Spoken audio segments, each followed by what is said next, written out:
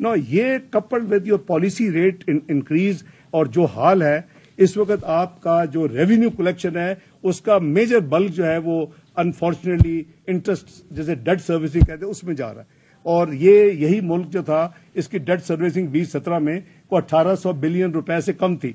आज ये 7000 अरब पे करीबन पहुंच चुका है। यानी एक तरफ हम टैक्सेस की कलेक्शन में इंप्रूवमेंट तो हुई है लेकिन दूसरी तरफ हमने अपना मिसमैनेजमेंट की वजह से अपना डेट कंपाइल करने की वजह से पॉलिसी रेट बढ़ाने की वजह से उसको हम आसमान पे ले गए हैं और वो मेरे नजदीक बिल्कुल वो अनसस्टेनेबल है। तो टू से इन फ्यू वर्ड्स के ये जो कुछ हुआ उस पे अनफॉर्चुनेटली जो final nail in the coffin था कि पाकिस्तान की क्रेडिबिलिटी एंड ट्रस्ट को शेक कर दिया। भाई आपने अगर कोई सॉवरन कमिटमेंट की है तो वो किसी ABC पार्टी की नहीं होती, वो सॉवरन कमिटमेंट पाकिस्तान की कमिटमेंट बन जाती हैं और हमें उसको उसी तरह ट्रीट करना चाहिए। लेकिन वो जब देखा कि जी हम हुकूमत से निकल रहे हैं, वोट ऑफ नो कॉन्फिडेंस आ गया है, तो आपने देखा कि वो ना सिर्फ इम्प्लीमेंट नहीं किया जो कमिट किया था 2019 में और जो ड्यू था, बल्कि उसको रिवर्स कर दिया जो थोड़ा बहुत किया था। That shook the confidence and credibility of Pakistan globally financial अदारों में। तो ये बड़ी बदकिस्मती थी। बहरहाल अभी कुछ इसके अलावा इस हुकूमत की किस्मत या जो भी हो कुछ ग्लोबल नेगेटिविटीज भी इस एक साल में देखने में आई हैं। मसलन आपने देखा कि जो ग्लोबल GDP ग्रोथ है उसमें करीबन 2021 से अब तक 50% उसमें कमी आ गई है। यानी जो 6.2% 2021 में जो ग्लोबल GDP ग्रोथ थी वो कम होके अब 2.8% पे आ गई। तो ये this is one indicator. Global inflation अगर आप देखें उसमें 85% का इजाफा हुआ और जो ग्लोबल इन्फ्लेशन 2021 में 4.7% थी वो बढ़ के 8.7% 2022 में उसने क्लोज किया है। तो ये भी एक नेगेटिव फैक्टर है कि इस ग्लोबल विलेज है और हर चीज का जो इम्पैक्ट होता है वो दूसरे तमाम ममालिक में जाता है। ऑल्दो इन्फ्लेशन अब प्रोजेक्ट कर रहे हैं कि 2023 में 7% होगी, अल्लाह करे कि हो, उसका भी हमें फायदा होगा। ग्लोबल ट्रेड जो है वो 5 टाइम्स जो है उसकी ग्लोबल ट्रेड की ग्रोथ में 5 टाइम्स श्रिंकिंग हुई है। यानी 9.4% 2021 में ये अपना ग्लोबल ट्रेड ग्रोथ थी वो रिड्यूस होकर 2023 में 1.7% उसको यानी प्रोजेक्ट किया जा रहा है जो बैनुल अक़वामी अदारे हैं। ये तो चीजें थी जो कि ज़ाहिर है पाकिस्तान उसमें आइसोलेटेड तो नहीं रह सकता, उसके ऊपर इम्पैक्ट है।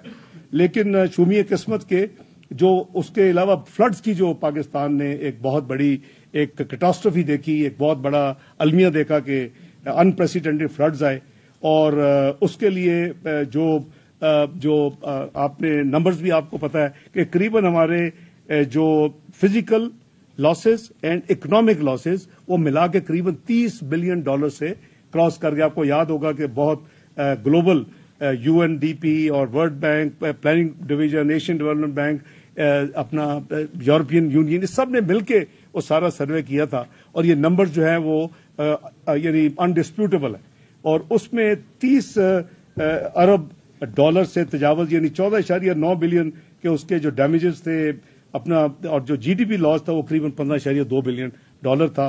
तो उसके लिए आपको याद होगा कि उसकी पूरी एक प्रोसेस हुआ है, एक वर्किंग हुई है उसी लेवल के ऊपर, उसी फोरम पे, और उसकी आपको जो असेसमेंट की गई कि $16.3 बिलियन दरकार होंगे वो सारी रिकंस्ट्रक्शन रिहैबिलिटेशन के लिए over a period of 4 years। तो आपको याद होगा कि प्राइम मिनिस्टर शहबाज शरीफ साहब ने सेक्रेटरी जनरल UN के साथ जिनेवा में एक डोनर कॉन्फ्रेंस की थी और उसमें जो हमें प्लेजेस मिले वो अल्हम्दुलिल्लाह एक्सपेक्टेशन से ज्यादा थे। हमारी जो ऑफर थी यही थी कि जी इसका आधा जो है हम पिक करेंगे और करीबन आप कह लें कि 8.1 बिलियन और वो 8 बिलियन जो है वो हमारा जो है अफोर्डेबल था over a period of 4 years और इतना ही हमें प्लेजेस जरा उससे ज्यादा मिले थे। तो वो अल्हम्दुलिल्लाह the things are on its way. Planning minister साहब और उनकी जो मिनिस्ट्री है वो एक्टिवली उसके ऊपर काम कर रही है। तो इंशाल्लाह ये रिहैबिलिटेशन और ये रिकंस्ट्रक्शन का जो फेज है बेस्ड ऑन 4RF जो इस वक्त जो दुनिया की रिक्वायरमेंट है रेजिलिएंट मामले के हवाले से इंफ्रास्ट्रक्चर, तो वो उसको मद्देनजर रख के ये सारी प्लानिंग इज इन प्रोग्रेस। तो اب میں عرض کروں گا کہ ابھی تک ہم نے اس حکومت نے جو تھوڑی ایفرٹس کی ہیں اس کے حوالے سے میں تھوڑا سا آپ کو شیئر کروں گا۔ سب سے پہلے تو آپ کو یاد ہوگا، جیسے میں نے کہا کہ 2019 کا پروگرام 2022 میں ختم ہو جانا چاہیے تھا۔ پاکستان کی تاریخ میں الحمدللہ ایک ہی پروگرام ختم ہوا ہے، اور وہ مسلم لیگ نون میاں نواز شریف صاحب کی قیادت میں ہوا تھا 2013 سے 2016۔ تمام 12 ریویو وقت پہ ختم ہوئے، پروگرام ختم ہوا۔ آپ کو یاد ہوگا کہ اسی شہر میں تمام ملٹی لیٹرل جو کی ادارے ہیں ان کے پریزیڈنٹ کی MD آئے، اور انہوں نے اسی سرینر ہوٹل میں ہمارے ساتھ بیٹھ کے میرے ساتھ پریس کانفرنس کر کے پاکستان کو اپلاڈ کیا اور ریکگنائز کیا۔ اس میں ڈاکٹر کم ورلڈ بینک کے شامل ہیں، اس میں شری ملیانی جو اس کو MD تھی ورلڈ بینک کی، جو آج کل انڈونیشیا کی فائنانس منسٹر ہے، اس کے بعد اپنا کرسٹین لگارڈ جو MD IMF تھی، پھر آپ کے پریزیڈنٹ جن 2 دفعہ ہے ایشین ڈیولپمنٹ بینک کے، Asia infrastructure investment bank China کے، اور پھر ایشین ڈیولپمنٹ بینک کے پریزیڈنٹ نکو 2 دفعہ ہے۔ تو یہ وہ وقت تھا کہ جب پاکستان، جیسے میں نے کہا کہ پاکستان